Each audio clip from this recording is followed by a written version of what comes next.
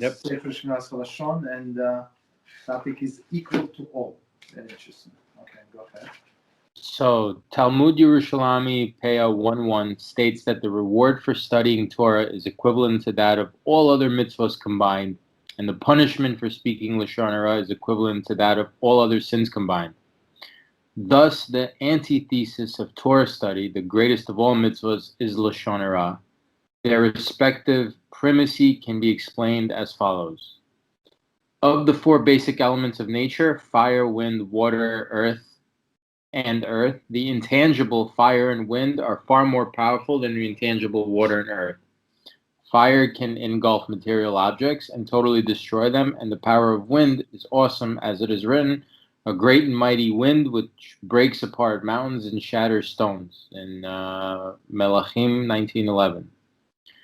So what are they saying? Like Torah and Lashon Hara is like opposites. Like one's like all good, one's just all bad, right? Yeah, so one is like all of the mitzvahs combined, and the other is like all of the averas combined. Right. Okay. So now we're talking about the so-four basic elements. So fire and wind, they are spiritual, like destruction, like it just. Yes, so they create more destruction than the physical things. Right. Earth and water. Water create. So just because it's spiritual does not mean that it's harmless. Right. But that's it's even more powerful to create destruction, wind and fire. All right. So the same is true in a spiritual realm. Torah study impacts in the upper worlds in a way that no other mitzvahs can. This is because all other mitzvahs are related to the physical. For example, to fulfill the mitzvahs of tzitzit, one dons a garment, a material object. A lulav is held, a physical act. A shofar must be blown, etc. Torah study, however, is performed through the power of speech, which essentially is a function of the soul. So as mentioned above, Targum Onkelos translates, and man became a living being, and as man became a speaking spirit. So it should make sense. Okay, this is why the reward for Torah study is equivalent to that of all other mitzvahs combined. The converse is true of sin. The spiritual damage caused by Lashon Hara is infinitely greater than that caused by other transgressions because it is committed through the power of speech. Its effect in the upper spheres is awesome. Therefore, its punishment is equivalent to that of all other sins combined. Yeah, it's serious. No, I mean, pretty self-explanatory.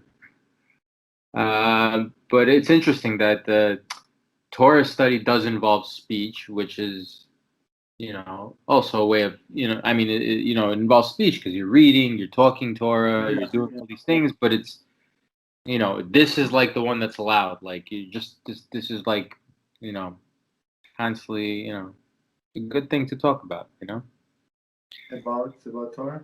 Torah, yeah. Well, I love talking about Torah. Yes. Mm-hmm. And on a simple level, while you're busy with talking Torah, you're not busy with talking some other thing. Yeah, absolutely. You understand? It kind of puts things into perspective because now I see why Hashem wants us to toil in Torah. Because if we're toiling in Torah and working, then we're not sinning.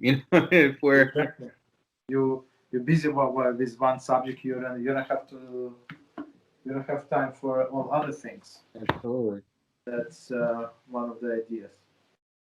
Okay, so you ready? So we actually are going to the next Halachah number 7. Yep. In chapter number 2. And it says, so let's read without commentary. 1 second. Let's see. So it's the last Halachah of this chapter. Mm-hmm. So it says, one should neither be constantly laughing and jester, nor sad and depressed, but happy. Our sages declared, jest and lightheadedness accustom one to lewdness. Very simple. Mm-hmm.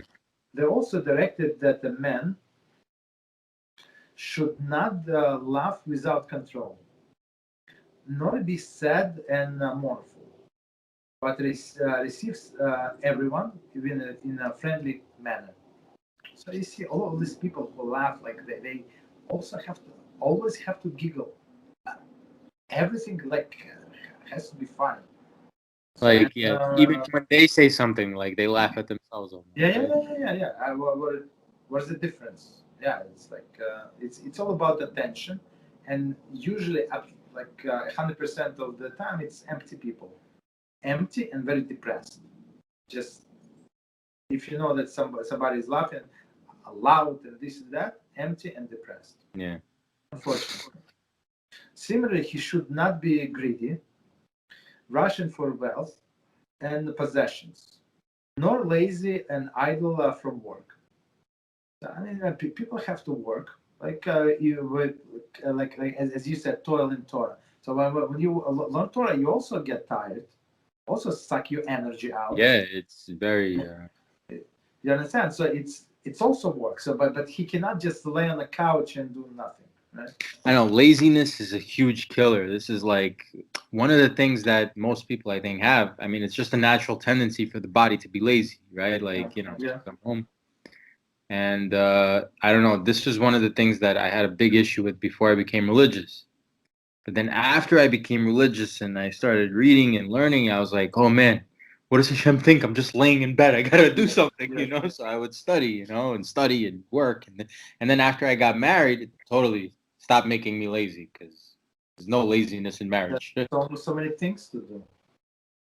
Exactly, so many things. And helping your wife, show your affection, stuff like it's very important. Especially getting ready for Shabbat. Like even before I got married, like you have to clean. Like it's Shabbat. Like you just have to do it. Yes. So, all right. Rather, he should be of a goodly eye and limit his business endeavors so that he may occupy himself with the Torah study. So that's everywhere, like Rabbi Reuven says many times. So when a person thinks of what profession he should get, so he has to take into consideration how much of time it's going to take to go into this business, right? I don't the way I see it. Maybe real estate, they're getting calls like all day long, right? This I think. Right, so that's what it is. I used to do real estate. Yes, that's what it is, right? That's what it is. You call them. The guy wants to see apartment now. It's 9 p.m. Now. Tomorrow. You know what? I'm very interested. The guy is not interested. I mean, he's like 3 months from now. You understand? So you have to get up, stop whatever you're doing, and go. Or some like some other things, like it's nonstop. Like in IT, it's like slavery. All right, so basically you have to you pick up some profession, whatever is it, that you can have time for Torah study. He should be happy with the little which is his lot. So usually people not happy, they only think with whatever they don't have. Right? Mm-hmm. He should not be quarrelsome. Oh, I lost you.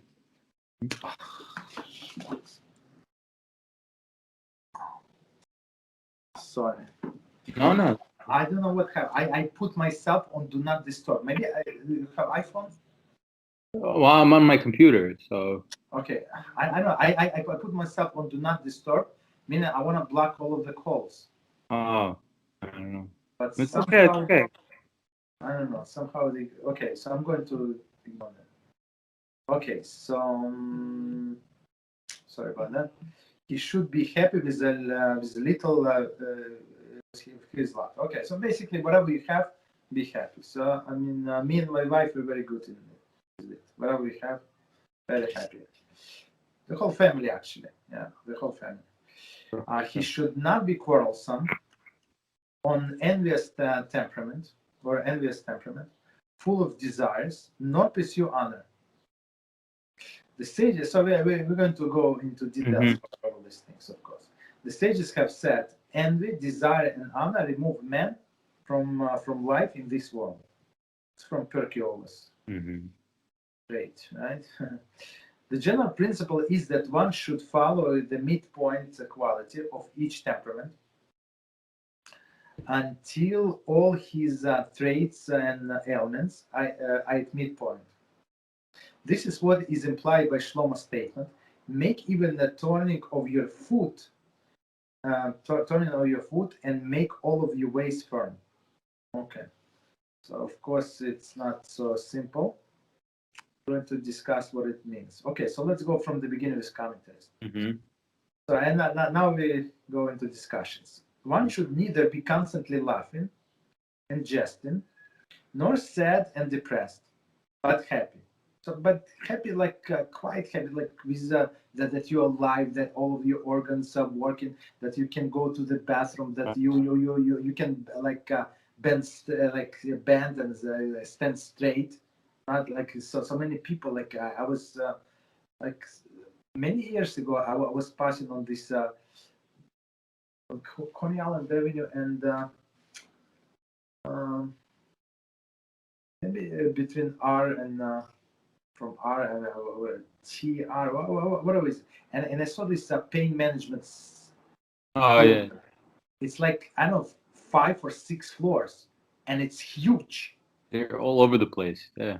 So it's like I don't know, many years ago, and I thought to myself, it's a prime location.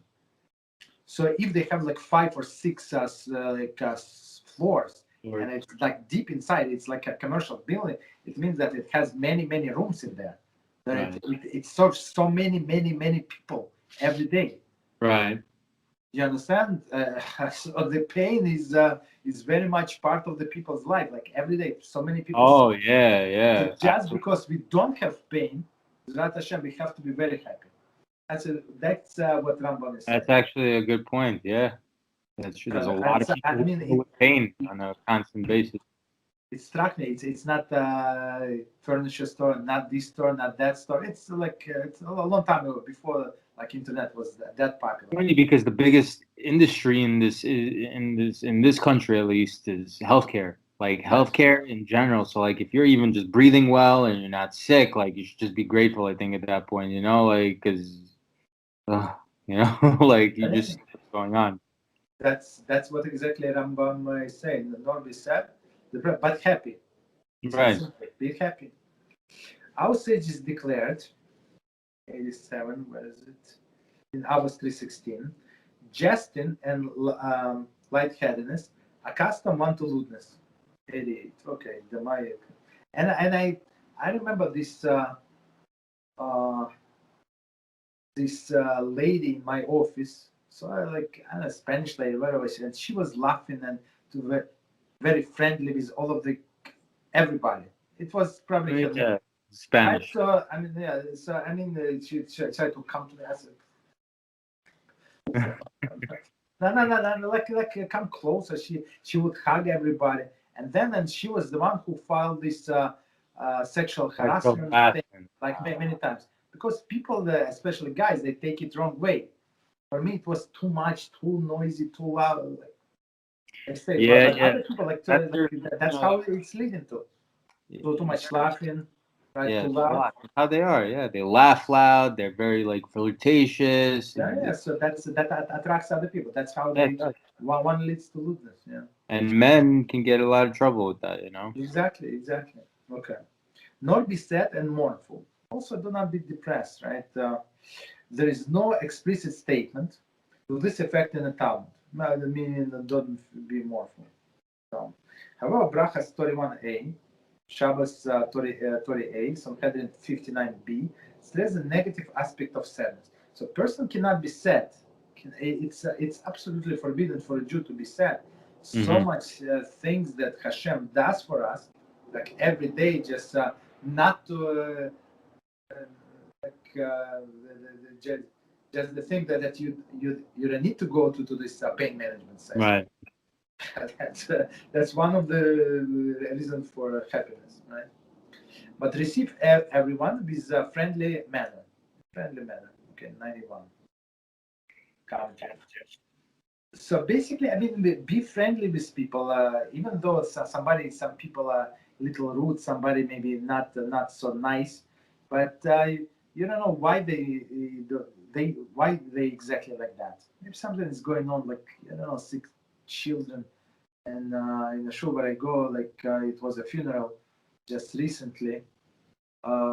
The couple had a child for 16 years, and he had, like, from the birth, he had these heart issues. So 16 years they were suffering all of this surgery stuff like that. Wow. So yes, if like if somebody like that would answer you like rudely or whatever, I mean, maybe he just came, he didn't sleep the whole night. He was with his child in the hospital, and he's tired and he's aggravated, and doctors. So you don't know. Don't think that it's because of you, because of him, right? So that's what it is. So continue. 91. With the spirit of will and gentility. Okay. Rambam's comments to the Mishnah, hours 114. Okay. This statement was authored by Shammai. Hours 312, quoted by Rabbi Shmuel as stating, receive everyone with joy. Okay. On that Mishnah, the Rambam comments, this surpasses Shammai with friendly countenance. Okay, joy, you have to be a very special person. Okay, Right. friendly is I would say it's easier to do, but with joy, okay, it's a little harder. Okay. Mhm. The commentaries have questioned why Rambam favors Shammai's position here. Okay. Among the answer offered is that the ability to receive everyone with happiness is considered to be real pious behavior. So pious is like Hasidus, Right. like a little high, beyond the measure of the law. So to be nice to people is easy, but to be happy to see, like, and plus to be sincere about it, that's that's a little okay. That's too much. All right, continue. Similarly, he should not be greedy. Greedy 92. The Hebrew literally means of vast soul, implying that one enslaved by his desires. We find the term used in Avos 5:17. However, the Rambam interprets it as referring to a person who pursues sexual gratification. Okay. So this one or another, so his Eitzacharas tell him like you need these things, whatever this, all of the material things, or you need this other pursuit of sexual gratification. So all of the other things that it's Eitzachara tell him, right? So he's greedy. He needs this. He needs that. Yeah, they constantly want. Yeah. Like I had this person like in I guess for Friday night guest, and he was saying, "Oh, you're so lucky. You have this apartment. You have this table, Shabbos table." Like I was like, "You normal?" Yeah. Like This is the guy. I'm kind of guy. Get out. No, It's the guy who had on Shabbos. Like who is stopping you? Like you also have a partner. You live somewhere. Like you also have tables. So buy yourself the table that you like. You like only my table. Only my table. Stop it. That's funny. Okay. It's scary. Okay, so continue. Similarly, he should not be greedy. So it's from the beginning. Rushing to the wealth and possessions. Okay, that's the problem. This phrase is borrowed from Proverbs 28:22. Okay.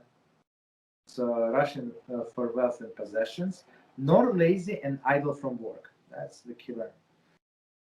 See, Avos 110, love work. And Avos the Rabbi Nathan 11:1, a person only dies because of the idleness. Not also the contemporary to commentary to chapter 1, Halachah 4. So many people, I don't know if you notice, they afraid to retire. Yeah. Like the elders is in the 60s and 70s, they are afraid to retire. Why? Because they know they're going to die soon after they retire. Yeah. Because they don't know what to do with themselves. They would be idle, and that's it. They die. Yep. Yeah. I mean, you've known something all your life, where you work all your life, and then all of a sudden you have to stop. It's like Yeah, there's a lot of thing. It's like but especially you're used to anything for so long. Like you made it like your life almost. That if you take it out of your life, then you pretty much die. But they even say, right? The Torah teaches that a man who doesn't work is a man who doesn't make money, whatever. Let's say in labor department or doesn't work is considered a man who's dead already. Who does not work? Okay, but it could be some like Torah works or some other works. I mean, he just doing the parnasa, but Right. It says that he's idle from work. So work meaning the way I see work, it's like some activities that that you have. Right. Okay. So, I mean, that's the way I see it.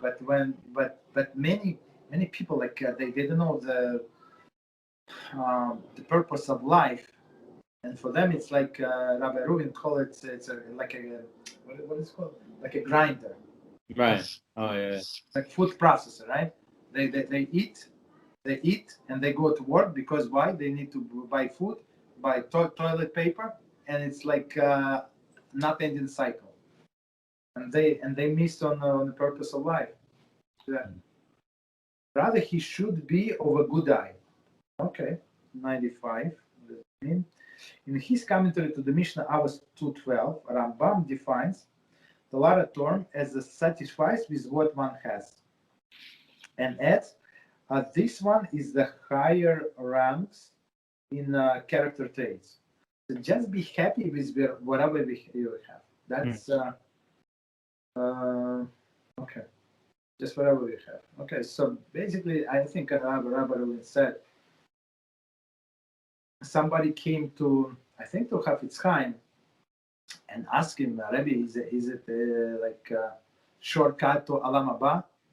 Like I get these questions often, like shortcut. Shortcut. All of these red strings, or can I learn this Zera Shimshon? And it says if you learn Zera Shimshon, you're going to go to the good place. Or if you do only this, it's I sorry. And it's same people over and over. And my answer always like there is no shortcut.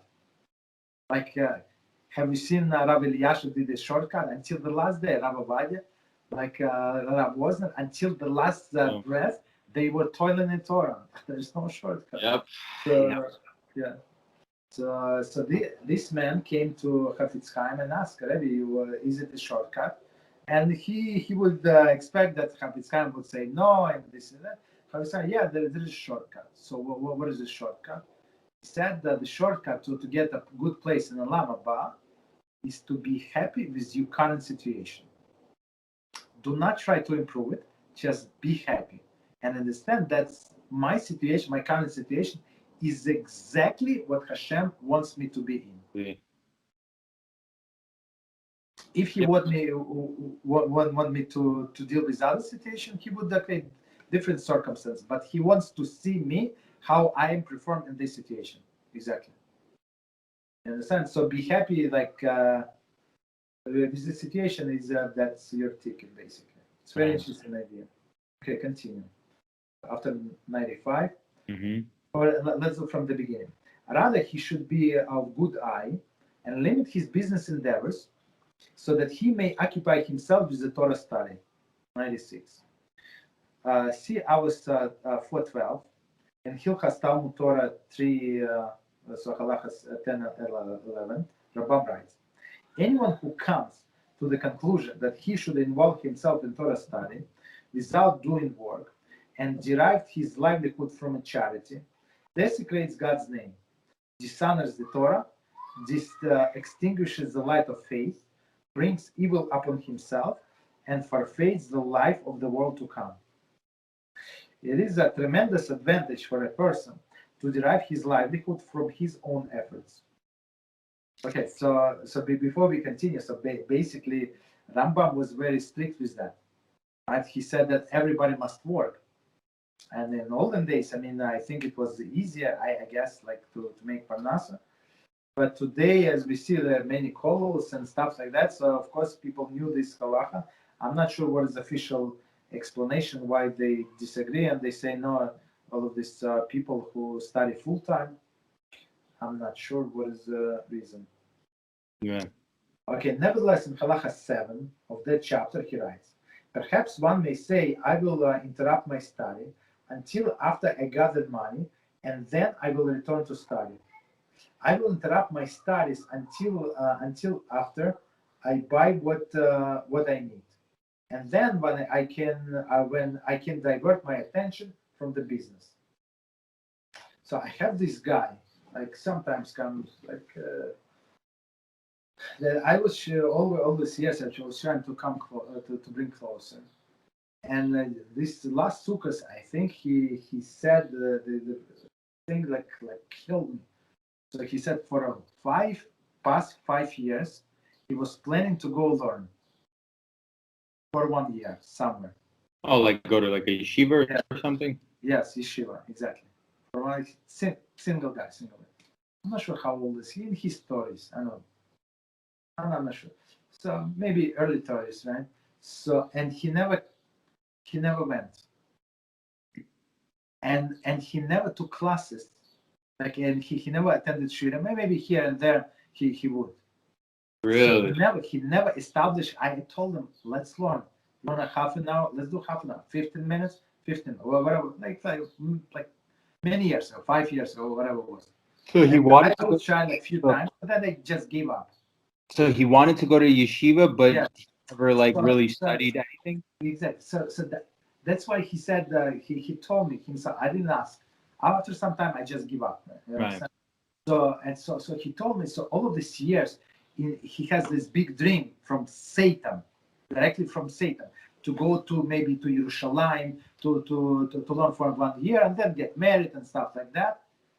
And he did not get married, and he did not learn all of these 5 years, only here and there, because he was like saving money to go to that dream yeshiva, and of course he never went. It's so sad. It's so sad story. That's what Satan is telling people. That's also that gets you. Don't worry, you'll go for 5 years. You don't need to study. Exactly. Why would you waste these 30 minutes, 40 minutes every day? You're going for a year. Just work, collect money, save money, go for a year. You understand? Never went.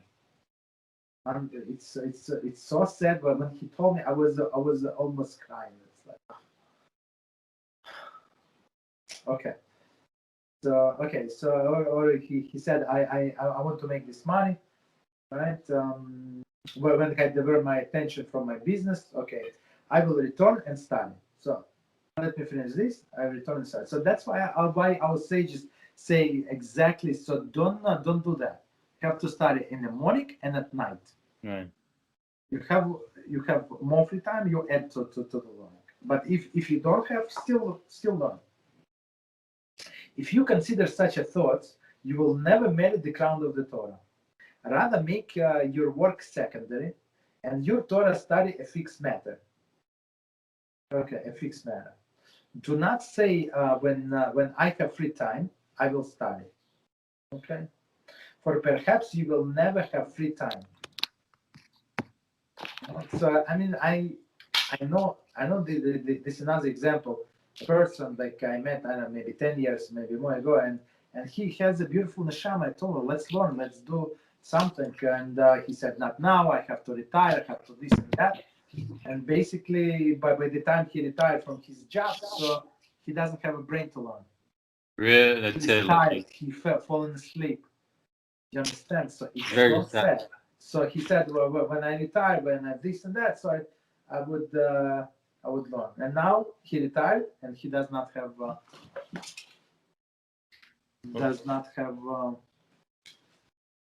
okay, so let's continue. Mm-hmm. Let's continue. 1 second. So as we said, last sentence, I'm going to read again. Do not say when I have free time, I will study.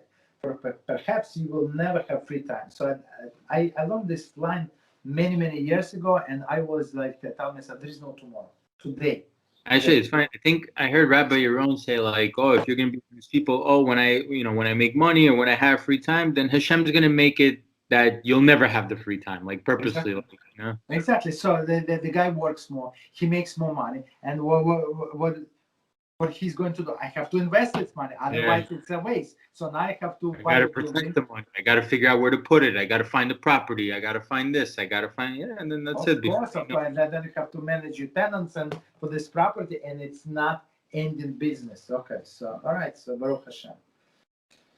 Similar in Halachah 9, he describes the path of the students who will be successful in their pursuit of the Torah.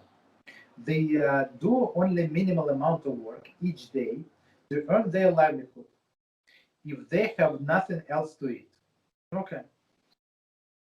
The rest of their days and nights are involved with the Torah study. In chapter 1, Halachah 12, of those halachas, he describes a person who spent 3 hours working in his profession and 9 hours involved in Torah study. It's very interesting. Yeah. He said, okay, 9 hours. You have 9 hours. Learn 9 hours. That's a serious study. Yeah, it's serious studies. So, I mean, 9 hours serious studies. Once I asked Rabbi Reuven about whatever I asked him, and he said, "So what are you doing during the day?" I said, "I learn stuff like that." And I told him how many hours I learned, and he asked me, "What do you do the rest of the hours?" And I like later on I realized what he meant. Right. And what he do like, and for me it was such a big rebuke, like that I don't learn enough. Right. And Like you I still have start, time. like and I thought to myself, I have all of these hours. What do I do? Like I like there's no like open waste time. Like that I do, and people sit on the computer to do whatever. I don't have this, but hours go somewhere. Right. Yeah. Understand? So okay, 9 hours Torah study. Okay, continue. So next paragraph, right? He should not be quarrelsome. 98. Not Sefer HaMitzvot, negative mitzvah 45, which quotes. No, wait. Where? No, I missed something. No, I thought we said. Oh no! I apologize. I think we missed 97. Yeah. I apologize. You're right. He should be happy with the little which is his lot. Right. Okay. See, I was for one who is rich, one who is happy with his portion. Whatever is it, right? In the following clause, the Rambam does not describe the middle path of behavior, but rather negative tendency which should be avoided. Okay. This makes sense. Okay, continue. He should not be quarrelsome. 98. Or envious temperament. Envious temperament, full of desires, nor pursue honor. Our sages have said that envy, desire, and honor remove a man from the life of this world. So one more time, he should not be quarrelsome. 98. Sefer Mishneh negative commandment 45, which quotes subheaded 110a. Whoever perpetuates an argument transgresses prohibition. An argument. So basically, do not get in, like some people like I see in the schools. I mean that's the only place I go. So it's like some people like always. Why did you have to open a window? Why did you have to close the window? Why did you come with this stupid hat? Why this? Why that? Why did like one guy I remember like many years ago. It was a person. He passed away. So he was a hunchback, and he had this cancer of the blood cancer. All of this, and he got like I was helping this guy with the kiddush, with the salads and stuff like that, and he started like complaining about the herring, that it's a regular herring and a cream sauce and stuff like that. I thought to the guy, the president of the shul, that he complained. I thought that this guy, he just told me about this chemo that he went through, and he's talking about the herring with the cream sauce, and this guy was serious about this herring. It's not like a joke, like, okay, I'm going to go, like, I don't want a you herring, but when I come home, I'm going to have the best herring cream sauce herring in the world. Right. He was absolutely serious. Unbelievable. And it's like you have so much. That's what you care about herring. Like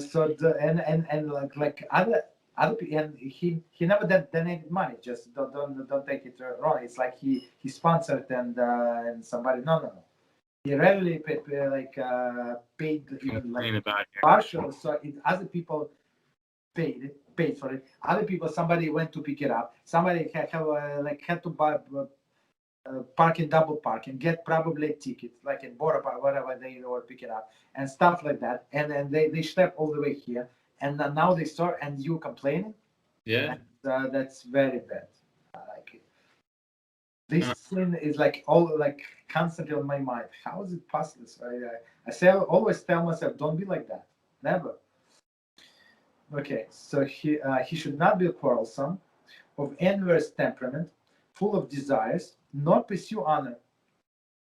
Our sages have said, envy, desire, and honor remove a man from the life in this world. Okay, our sages, 99. Okay, it's ours 127. Okay, so 100.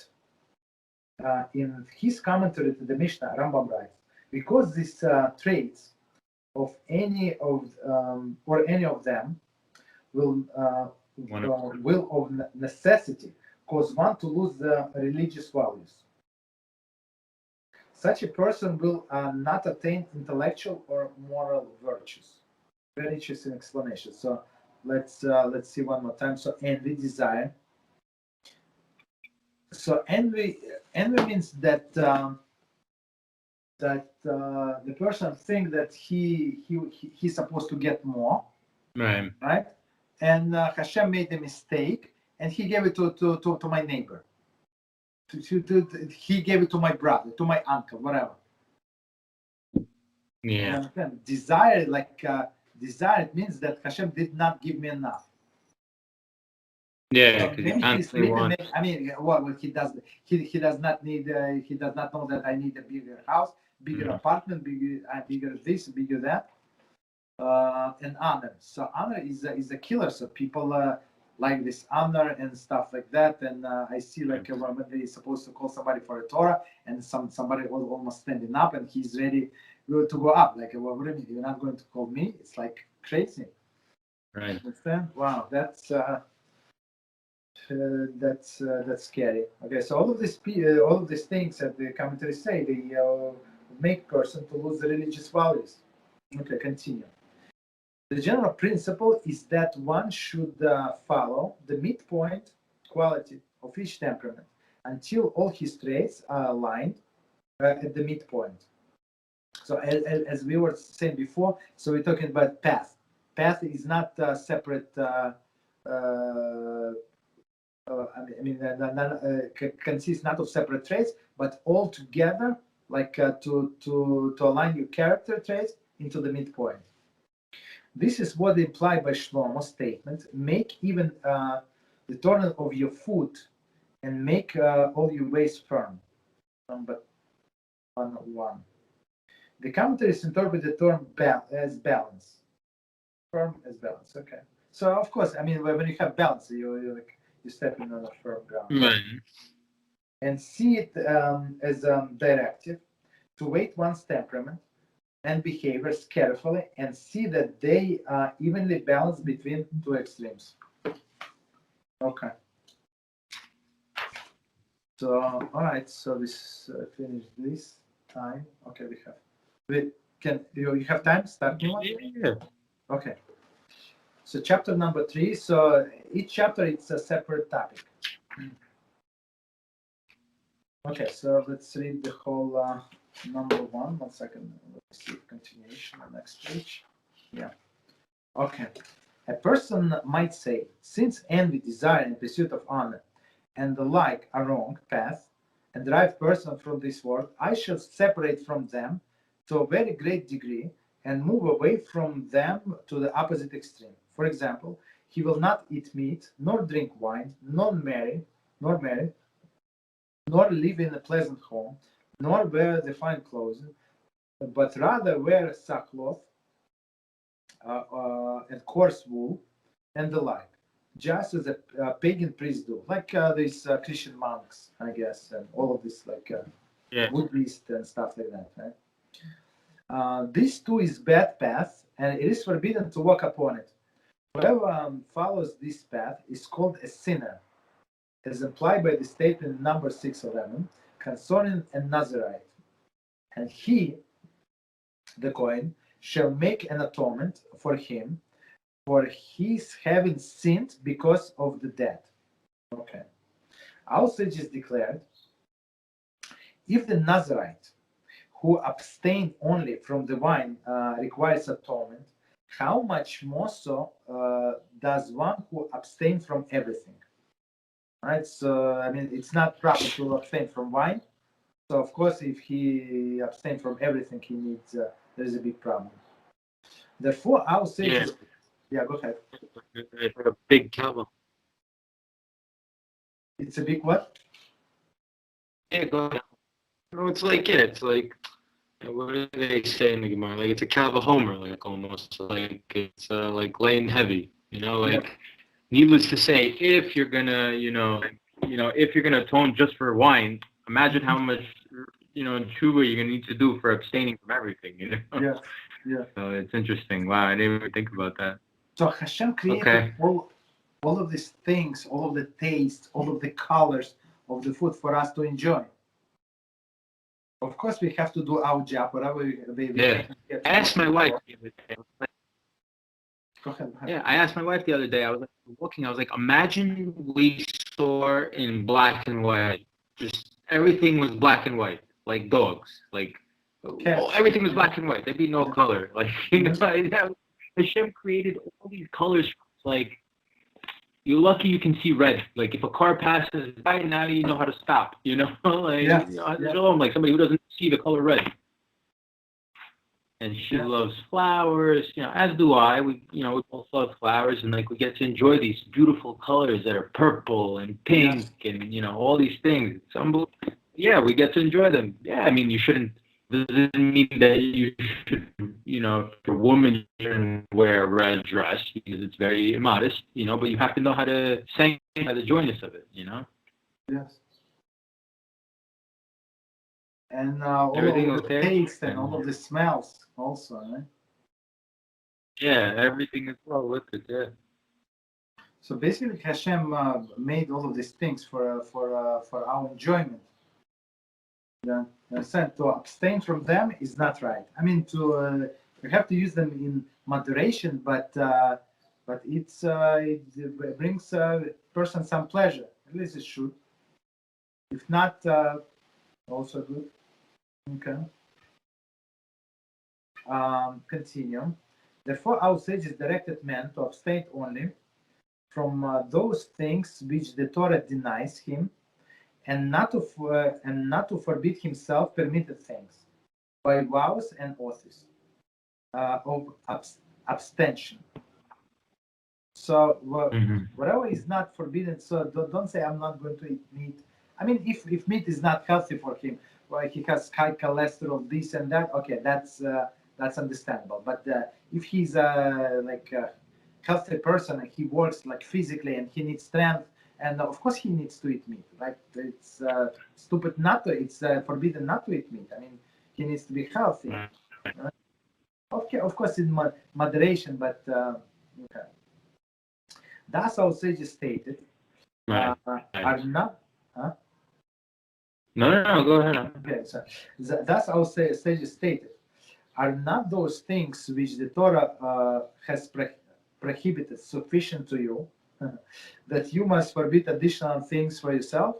Okay, so don't be more pious than Hashem, basically. told you it is allowed, so enjoy. Right. Okay, so let's do from the beginning. We're not going to finish, but at least we start. Okay. So as a person might say, since envy, desire, and pursuit of honor, and the like, are wrong path, and drive person from this world. Number one. With these statements, the Rambam obviously refer to the Mishnah from ours, which he quoted in the conclusion previous chapter. So that's the connection.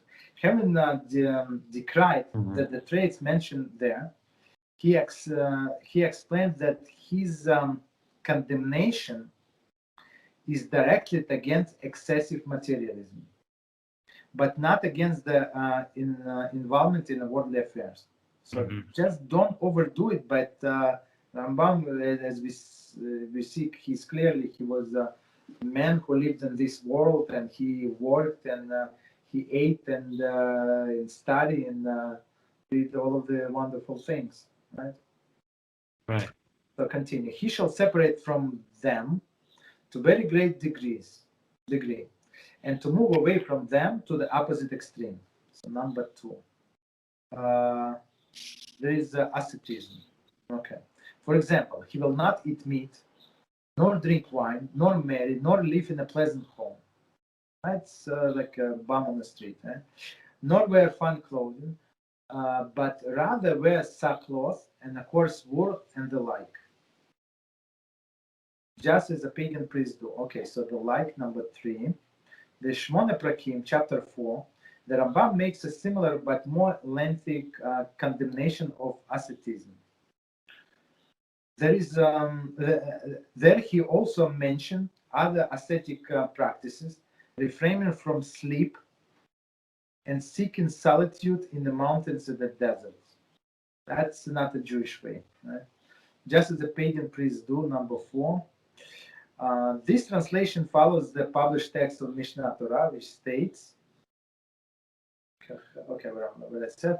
However, many manuscripts and early printed editions state Roman priests. So meaning there is church monks, right?